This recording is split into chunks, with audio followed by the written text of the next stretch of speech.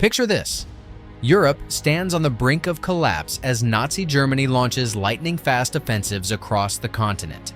Great Britain, isolated and battered, looks desperately across the Atlantic, hoping that the world's newest superpower, the United States, will intervene to halt Adolf Hitler's advance. Yet, despite British pleas and the peril facing democratic nations, the American public remains wary of getting involved in another devastating war overseas. This tension between Winston Churchill's urgings and the entrenched isolationist mindset in the U.S. defined the early years of World War II. It was not until December 7, 1941, when Japanese planes bombed Pearl Harbor, that the reluctant giant was finally roused from its slumber, changing the course of history almost overnight. To truly understand why the United States hesitated for so long, it's essential to examine the powerful legacy of World War I.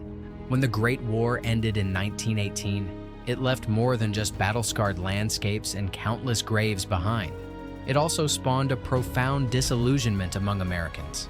Many in the U.S. felt that the country had been dragged into a conflict that was primarily a European matter, incurring huge human and financial costs without seeing clear benefits.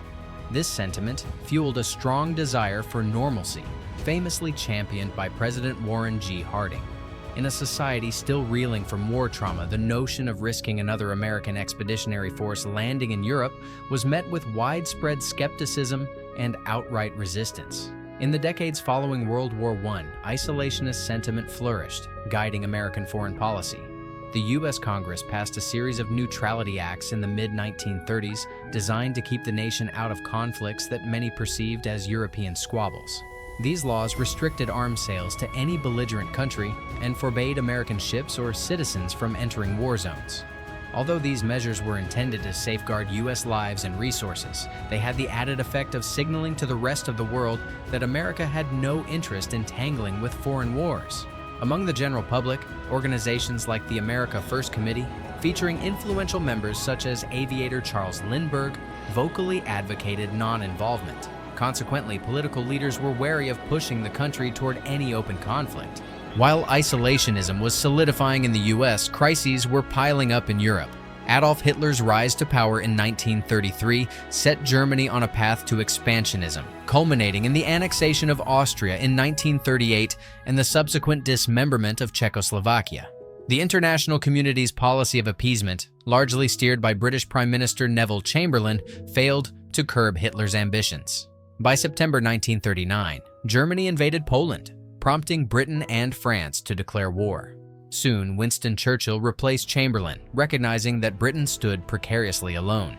Faced with a crisis that transcended continental boundaries, British leaders fervently hoped the United States would abandon its neutrality. Yet, despite the obvious threat of an increasingly emboldened Axis, American leaders remained constrained by domestic opinion and existing neutrality laws. Once France fell to Germany in June 1940, Britain effectively fought alone in Western Europe. The Royal Air Force, RAF, battled the Luftwaffe in the skies over Britain, staving off a potential German invasion. In the darkest days of the Blitz, Churchill spoke directly to the American public through radio broadcasts and personal letters to President Franklin D. Roosevelt. He pleaded for assistance, not just with moral support, but with tangible materiel, planes, tanks, and ships. Recognizing that Britain's survival was paramount to maintaining any semblance of a free Europe, Churchill's tone carried both urgency and desperation. However, in the United States, the shadow of the Great Depression still lingered. The electorate was divided between those who sympathized with the Allied cause and those who clung to neutrality at all costs. Franklin D. Roosevelt, inaugurated in 1933, was notably more internationalist in outlook than many members of Congress and the American public. He watched the unfolding crisis in Europe with alarm, convinced that Nazi Germany posed a grave threat, not just to Europe, but to the entire democratic world. Nonetheless, Roosevelt faced the significant challenge of respecting the powerful isolationist sentiment at home. He recognized that any overt move toward direct participation in the conflict might cost him politically, or even risk impeachment by a hostile Congress. Thus began his delicate balancing act, incrementally chipping away at neutrality restrictions while arguing that supplying Britain was crucial for America's own long-term security. He carefully navigated these waters, gradually moving the nation from strict non-involvement to what he called the arsenal of democracy. One of Roosevelt's first steps away from isolation came with the cash and carry policy in 1939, which allowed belligerent nations to buy arms from the United States only if they paid in cash and transported the goods themselves. Though still neutral by law, this measure favored Britain, since the Royal Navy controlled the seas. As the war dragged on and Britain's finances ran perilously low, Roosevelt proposed the Lend-Lease Act in 1941. This watershed policy authorized the president to sell, transfer title to, exchange, lease, lend, or otherwise dispose of defense articles to any country deemed vital to U.S. defense. Lend-Lease effectively helped Britain, and later the Soviet Union, resist the Axis onslaught. It was a monumental shift, signaling that the U.S. government was committed to aiding the Allies, short of declaring war. Even before December 1941, the U.S. found itself edging closer to conflict in the Atlantic. As American ships escorted Lend-Lease supplies to Britain, they increasingly encountered German U-boats prowling the sea lanes. After incidents such as the sinking of the U.S. destroyer Reuben James by a German submarine, Roosevelt authorized American naval vessels to shoot on sight if threatened. These skirmishes constituted a de facto naval war in the Atlantic, but they still fell short of an official declaration. At the same time, the German-Soviet War that began in June 1941 further complicated the global picture, as Roosevelt and Churchill quickly recognized that aiding the USSR could keep Germany occupied on the Eastern Front. Still, American popular opinion resisted a formal entry into the war.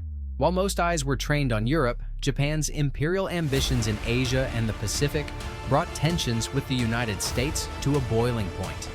On December 7, 1941, Japanese forces staged a surprise attack on Pearl Harbor, crippling the U.S. Pacific Fleet.